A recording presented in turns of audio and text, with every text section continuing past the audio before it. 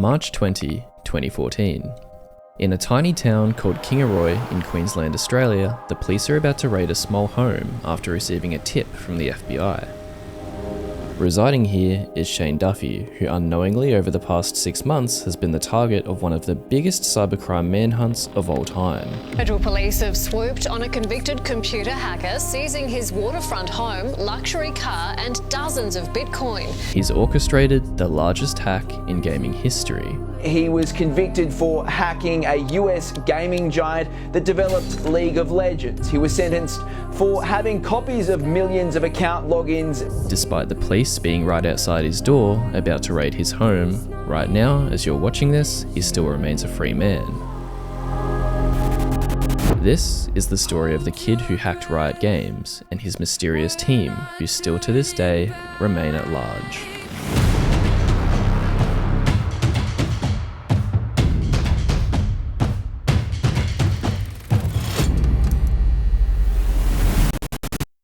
Today's video is sponsored by Supervive. Supervive is a MOBA game meets hero shooter, developed by former Riot, Bungie, and Blizzard devs. It is absolute chaotic fun and it's completely free on Steam. There's 2 game modes, Trios and Arena. Trios is the main game mode, a battle royale where 12 teams of 3 face off against each other, fighting to be the last team standing. There's also Arena, a straight up 4v4 deathmatch. I've been meaning to try Supervive for a while now, and the best way to describe my first game is that it gave me the same feeling I had when I was learning League for the first time. I'm probably not meant to say stuff like this in a sponsorship, but there is so much about this game that I still don't know. But the learning curve was so fun that after my first game, I queued up again, and then I queued up one more time, and then I had to force myself to stop or this video would have never been finished. The full game is set to launch this summer, but you can download it now using the link in the description. If you use my creator code in-game by heading to the store and clicking redeem, you can get this wisp for free. A wisp is what your hunter turns into when you die, but hopefully you'll do me proud and you won't even have to see it because you'll just win. Not a bad last shot. This story is based on the amazing article written by Richard Lewis. His work will be linked down below. This is a visualization of Shane's level of access into Riot's database. Right now, he's on the bottom floor of this pyramid. He hasn't gained any access to the database yet, and that's because his story begins in 1993. Since he was young, he'd always shown a talent for computers. This was in part due to him having Asperger's syndrome. He'd been homeschooled since the age of 9 because, according to his mother, quote, the education system did not want him. His entire life up until this point, he'd felt like an outsider. But here, he wasn't just accepted, he could excel. He also enjoyed playing video games, League of Legends especially. By 2012, League had grown into the biggest PC game in the world. But Shane wasn't satisfied with just playing the game. He wanted more. As online gaming began to grow, so did its potential value as a target for hackers. The personal details of thousands of people have been stolen after hackers targeted British games developer Codemasters.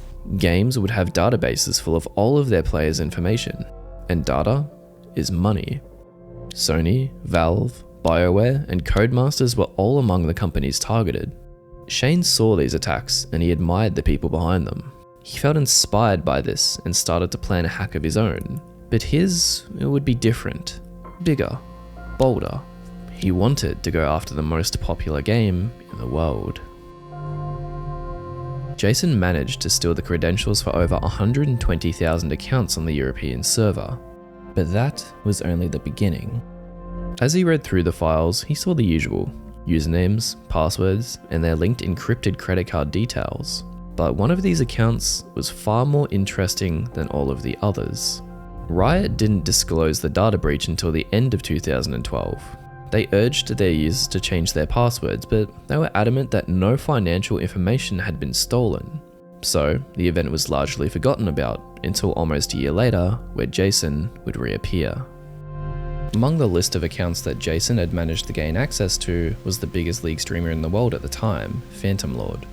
He used the hacked information to log into his account during a live broadcast and kick him out of the client. Does it get hacked? He then transferred the account to the Brazilian server. News of the hack began to make its way through the League of Legends subreddit and online articles started to spring up. People began to theorize about a new potential account hacking method, but no one suspected that these were accounts that Jason had cracked almost an entire year ago. Suddenly, people's posts began mysteriously being edited by rioters on the forums. Each one of the brief exchanges was signed Jason. Another one of the accounts that he gained access to was a senior staff member who worked at Riot. See, despite the company urging their players to change their passwords, well, sometimes people think that they're immune. When Riot first became aware of the security breach back in 2012, they told their employees to be sure to change their passwords. This one employee, well, obviously had other plans. Using this account, Jason was able to gain access to Riot's internal servers. After he gained access, he installed backdoor software. Backdoor software works like a secret entrance to a building that bypasses the main security checkpoints. Imagine a house with locked doors and an alarm system, but someone secretly installs a hidden door at the back that only they know about. They can come and go as they please without triggering any alarms or needing the key. In the same way, backdoor software allows someone to access a computer system or server without going through normal security protections like passwords or firewalls. It gives them persistent, unauthorized access even after the main vulnerabilities might be fixed. On the 20th of August, Jason contacted a player who went by the name GOP Gangster, threatening to take over his account. I didn't believe him until my account was taken. My friend asked me why I left our ranked team, and the account just replied with, "I am a god, Jason." My password included lots of random things that would be very difficult to grab. Worst of all, my account had my credit card information saved. After weeks of terror and outrage, Riot finally broke their silence, but something about their messages felt off. The first Riot response went as follows. The user Jason has been the subject of an ongoing investigation. We have found him/her to be brute forcing accounts at very high speeds. There has not been any type of data leak nor breach. Judging by the methods being used to brute force, speeds of up to 40,000 attempts per hour have been observed. This method has since been patched. The second response was more casual.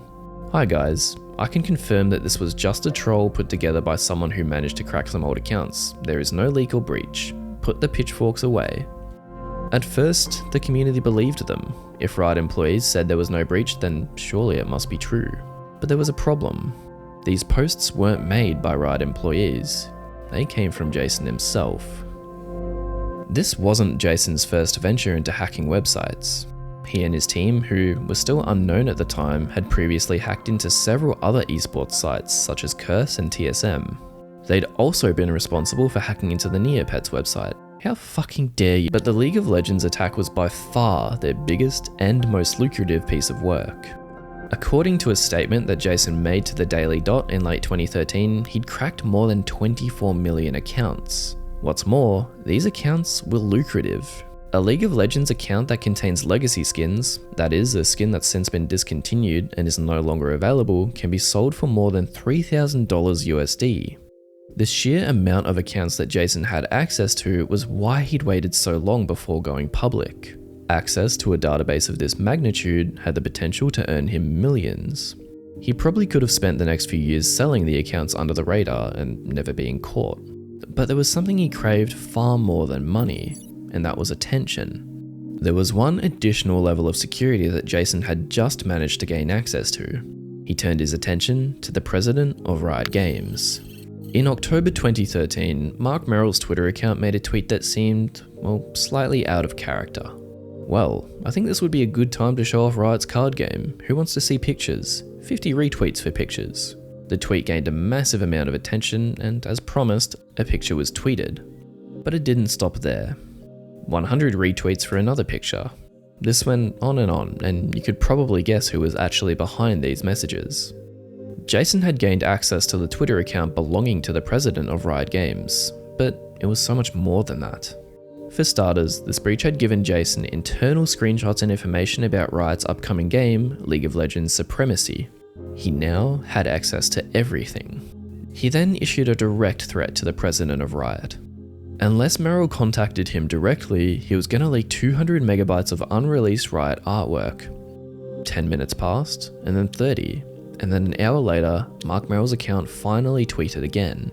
I've decided to give Mark his Twitter back. As for the images, you might see them in the future. To this day, no one knows what was said between Jason and Merrill or what convinced Jason to return the account. But two things were about to become very clear. One, the community were beginning to figure out that something was seriously wrong. And two, they weren't the only ones catching on to Jason's trail.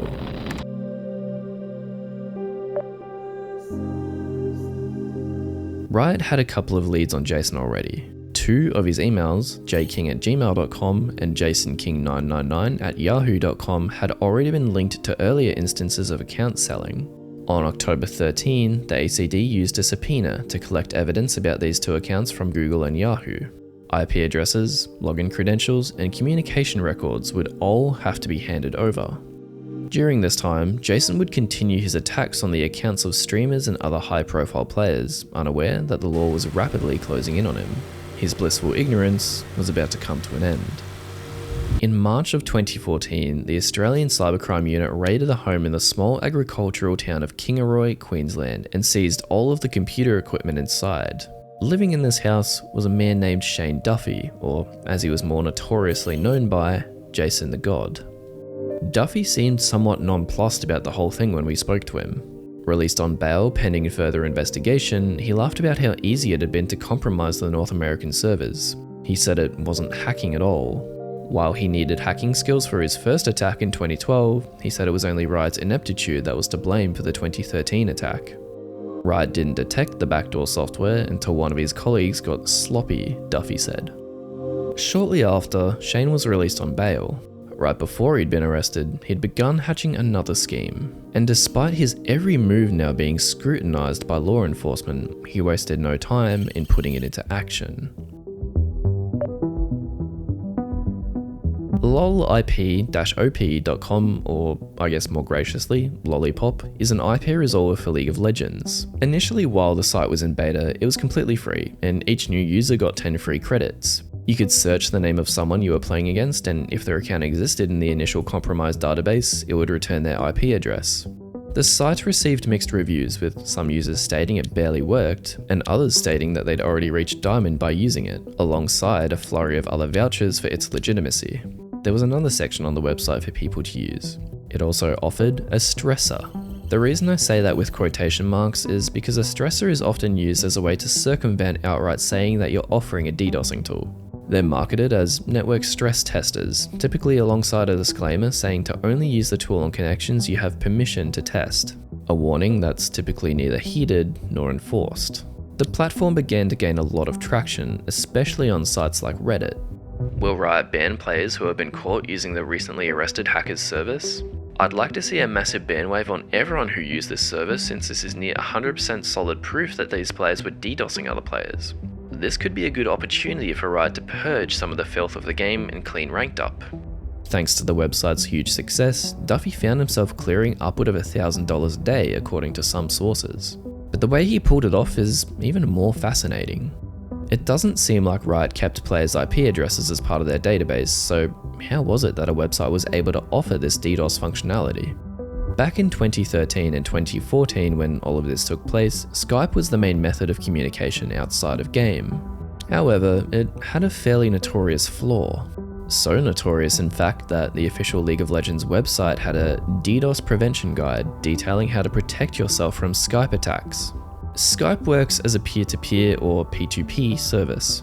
Rather than two people connecting to one centralized server, they would connect to each other. This resulted in their IP addresses being visible to each other, which is not the worst thing in the world if it's someone that you're friends with. But the problem was, Skype's default setting was able to allow anyone to directly connect with you, contact or not. This also meant that if someone knew your Skype username, you could pretty safely assume that they also knew your IP address. The alleged method searched for the player's summoner name and email in the database, and then it searched Skype for matching usernames and emails. This is recounted by a comment from 10 years ago by someone who was affected. I can attest to this allegation because I was DDoSed by this method in a high diamond game. Dumbass me used the same Skype ID as summoner name. I've long since fixed this and enabled that setting. Once I closed Skype and reset my modem for a new IP, the lag went away. Shane's money printer would soon be cut short though, and he was raided again by the police, who this time took not only all of his equipment, but over $110,000 worth of Bitcoin. Adjusted for today's prices, this would be worth just over $30 million. But the real question remained, was Jason part of a bigger team? And if so, were they ever caught? Jason had previously hinted that his adventures were a collaborative effort rather than a one-man show. So who were they?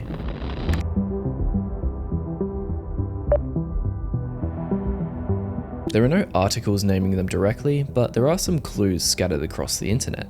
Before setting his sights on League of Legends, Shane was a fairly notorious hacker in the RuneScape scene. This is where he first made a name for himself, and where he also met some like-minded people. Some of these people grew disillusioned with Shane as time went on. In August 2016, a group by the name of Team Odyssey posted a full docs of Jason. He's nothing more than a leeching dog, making people think he knows how to hack, but in reality, he's nothing more than scum leeching off others. In an interview with his mother after his arrest, she stated the following: "What the police are saying is not correct. He's not guilty of the charges he's accused of. Shane's capable, but then the information he had and accessed was freely available on the internet. Somebody else had thrown the database out there." This perhaps lends some credibility to Team Odyssey's claims. After all, Jason did get all the credit for the attacks. He appeared in court on April 23, 2014, where the judge prohibited him from going online before and during the trial. He faced 9 charges related to hacking Riot's servers, including 5 counts of fraud. But despite all of this, during the hearing, the judge admitted that Shane had always had a hard time understanding societal norms due to his struggles with being on the spectrum. Alongside this, in his time between being arrested and summoned to court, he'd already started turning his life around for the better. He'd started to receive psychiatric treatment and had, quote, lost a considerable amount of weight since tipping the scales at 150 kilos and had started socializing in more appropriate ways. Following the shock death of his father in 2008, his world became clouded and he began to withdraw from the outside world. He had limited formal education due to being kicked out of school at grade 4. His mother was fearful of having him medicated. Quote, "He is an offender who has less moral culpability. Still to this day, Shane's accomplices have never been found."